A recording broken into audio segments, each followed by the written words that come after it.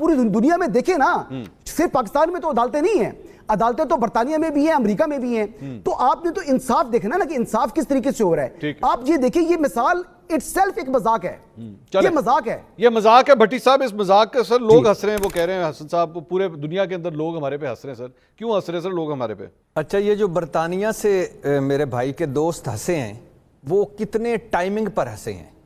Timing دیکھیے کہ ہنسے کب ہیں. پہلے غالباً وہ جو کچھ ہو رہا تھا اس پہ رو رہے تھے, لیکن چلو ہنسے تو صحیح نا, خوشی تو آئی نا کہ سپریم کورٹ نے ایک اچھا فیصلہ کیا. جب میں اب کیا بندہ اگر اچھا سفر کر لے بھٹی صاحب پھر آزاد واسطہ نہیں. بھائی جان میں کوئی 70 مرتبہ آپ کو درمیان میں ٹوک سکتا تھا جب آپ گفتگو فرما رہے تھے, لیکن چونکہ یہ تہذیب ہم آپس میں اگر کریں تو وہ برا لگتا ہے. پہلی بات ہے کہ ہنسے, وہ ان کو رونا کب چاہیے تھا اس ہمارے دوست کو؟ رونا یہ چاہیے تھا کہ جب آپ توشہ خانہ کی ٹکڑوں میں فلم چلا دیں, تب انہیں رونا چاہیے کہ بھائی یہ کیا ہوا, 4000 تحفے, 1200 گھڑیاں اور 20 سالہ ریکارڈ اور صرف عمران خان مجرم.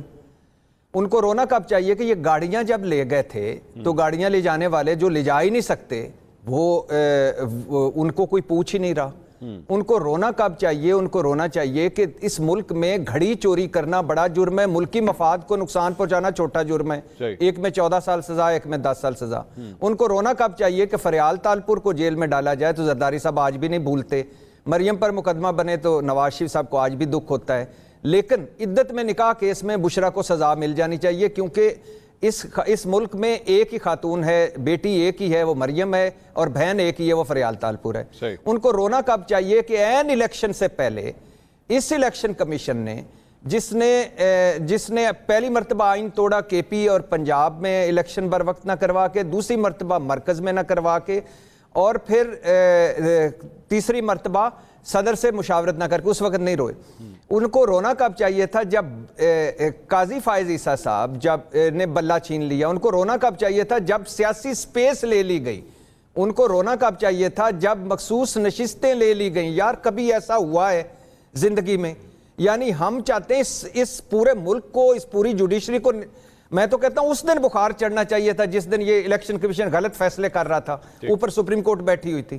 اس دن فائز عیسیٰ قاضی صاحب بھٹو صاحب کی کو فیئر ٹرائل دے رہے ہیں, اور مشرف صاحب کو فیئر ٹرائل دے رہے ہیں, فیض آباد دھرنے کو اٹھا رہے ہیں, لیکن جو آج بلنڈرز ہو رہے ہیں ان کے سامنے ہو رہے تھے.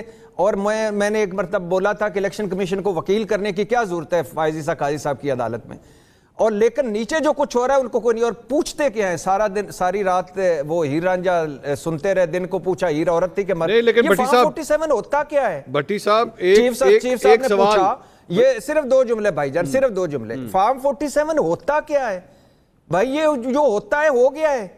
تو آپ جب ایک پورا ایک سیریز آف چلائیں گے, جسٹس منیب نے جیسے کہا کہ ایک سیریز آف غلطیوں کی ہے جس کی ابتدا یہاں سے ہوئی ہے, تو جب آپ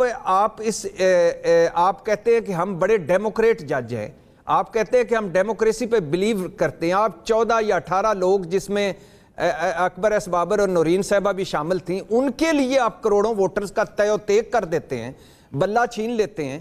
اور جب آپ ان کے جن 14 میں سے ایک نے بھی غالباً یونین کونسل کا ممبر بھی نہیں بننا, یا ایم این اے یا ایم پی اے بھی نہیں بن سکے گا عمر بھر, تو ان 14 کے لیے آپ نے الٹا دیا سسٹم. جو کروڑوں لوگ تھے وہ کبھی بینگن ڈھونڈ رہے تھے, کبھی ٹربائن ڈھونڈ رہے تھے, کبھی جوتا ڈھونڈ رہے تھے, کبھی چمٹا ڈھونڈ رہے تھے, اور آپ کو جھولیاں اٹھا اٹھا کے دعائیں دے رہے تھے.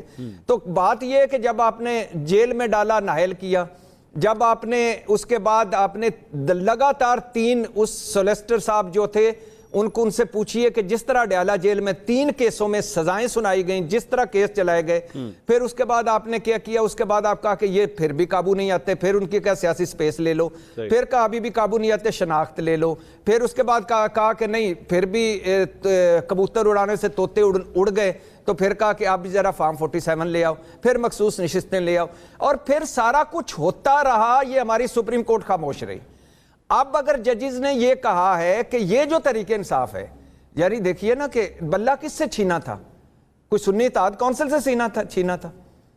اور عمران خان کی کون سی پارٹی ہے؟ کوئی سنی اتحاد کونسل پارٹی ہے. یہ تو وہ جگاڑ تھے کہ جو پاکستان تحریک انصاف فائز عیسیٰ قاضی بینچ کی مہربانی سے کبھی جماعت اسلامی، کبھی وحدت المسلمین، کبھی سنی اتحاد کونسل، کبھی نظریاتی، کبھی آزاد، کبھی اندر کبھی باہر.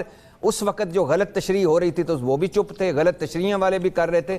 میں کہتا ہوں یہ ان کو سزائیں ملنی چاہیے نیچے الیکشن کمیشن میں. اور یہ جو تاریخ لکھی ہے، یہ بتایا ہے ان ججز نے، اور یہ وہ ججز ہیں خیر سے جن میں ایک جج ہیں جنہوں نے نواز شریف صاحب کی زندگی کی گارنٹیاں مانگی.